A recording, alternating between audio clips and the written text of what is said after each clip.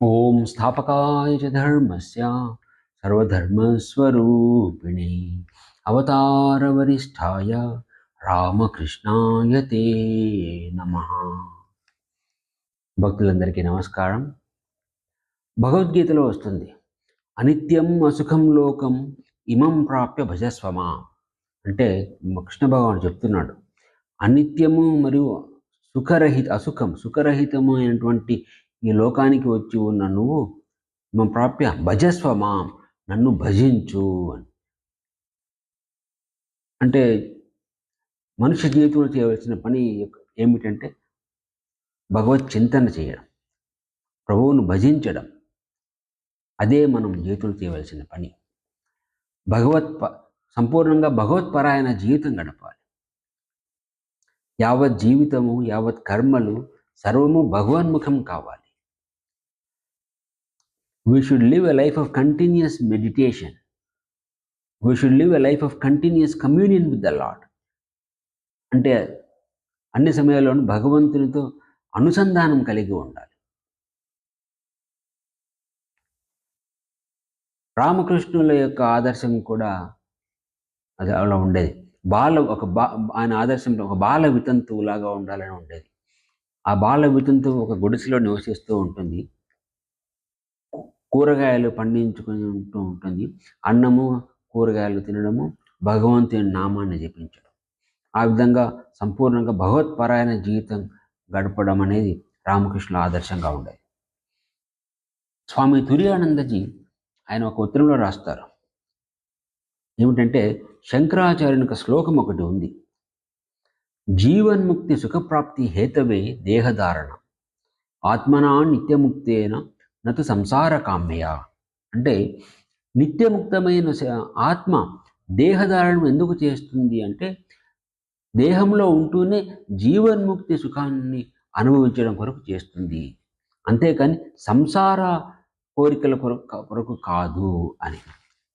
So తుర్యాన్ని రాస్తారు, నేను మొట్టమొదటి ఈ శ్లోకాన్ని చదివినప్పుడు నాకు ఎంతటి ఆనందం కలిగిందంటే నేను ఆనందంతో ఎగిరి గంతు వేశాను అని. ఎందుకంటే నా జీవిత లక్ష్యం కూడా అదే, జీవన్ముక్తి సుఖాన్ని సంపాదించడం. నిత్యముక్తమైన ఆత్మ వేరే ఎందుకు దేహధారణ చేస్తుంది? శరీరంలో ఉంటూనే జీవన్ముక్తి సుఖాన్ని అనుభవించిన కొరకే అని. కేనోపనిషత్తులో ఒక మంత్రం వస్తుంది, ఇహ చేత్ అవేదీత్ అథ సత్యమస్తి, నచేత్ ఇహ అవేదీత్ మహతీ వినస్తి, భూతేషు భూతేషు విచిత్య ధీరః ప్రేత్య అస్మాత్ లోకాత్ అమృతా భవంతి. అంటే ఎవడైనా దీన్ని సాక్షాత్కరించుకుంటే అప్పుడే నిజమైన జీవితం ఉంటుంది, లేకుంటే మహతీ వినష్టి అంటే చాలా పెద్ద నష్టము. సర్వభూతములందును ఆత్మను దర్శిస్తూ ధీరుడు ఇంద్రియ జీవితాన్ని దాటి అమృతత్వాన్ని పొందుతాడు. తమేవ ఏకం జానత ఆత్మానం అన్యోవాచ విముంచత అమృతస్య ఏష సేతు. అంటే నువ్వు ఒక్క ఆత్మను మాత్రం తెలుసుకో, అన్యోవాచ విముంచత, మిగతా మాటలన్నీ కట్టిపెట్టాయి. అమృతస్య ఏష హేతు, అమృతత్వానికి ఇదే వంతెన అని. ఆసూక్తే ఆమృతే కాలం నయేత్ వేదాంత చింతయ. అంటే ఆసుప్తేహే, నువ్వు నిద్రలోకి జారిపోయేంత వరకు, ఆమృతే మృత్యు వచ్చేంత వరకు, అంటే ఆఖరి క్షణం వరకు, కాలం నయేత్ వేదాంత చింతయ అంటే వేదాంత చింతన ద్వారా కాలం గడపాలి అని. వివేక్ చూడంలో వస్తుంది, లబ్ధ్వా కథంచిత్ నరజన్మ దుర్లభం తత్రాపి పుంస్త్వం శృతిపార దర్శనం యహతు ఆత్మముక్తౌ నయతేత మూఢదీహి సహి ఆత్మహాస్వం వినిహంతి అసద్గ్రహాత్.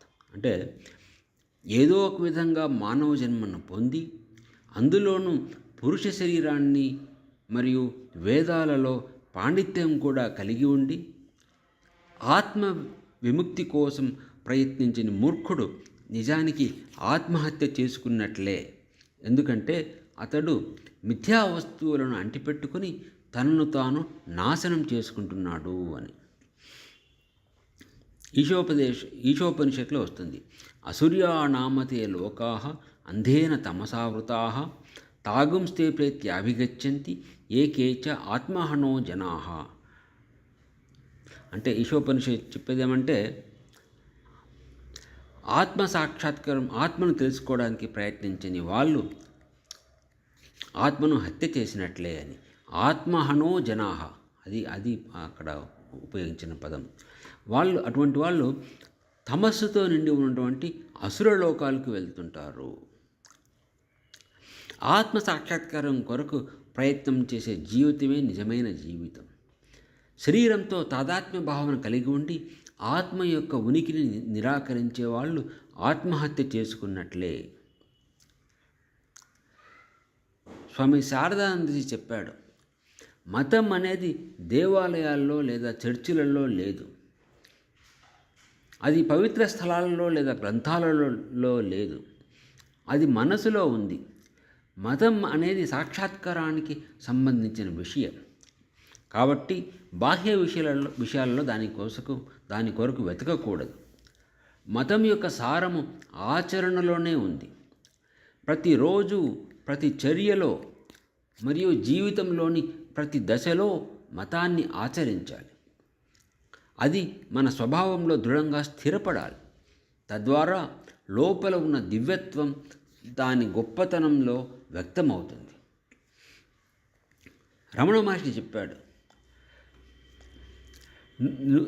నీ యొక్క ఆత్మ సాక్షాత్కారమే నువ్వు ప్రపంచానికి ఇవ్వగలిగిన అతిపెద్ద సేవ అని.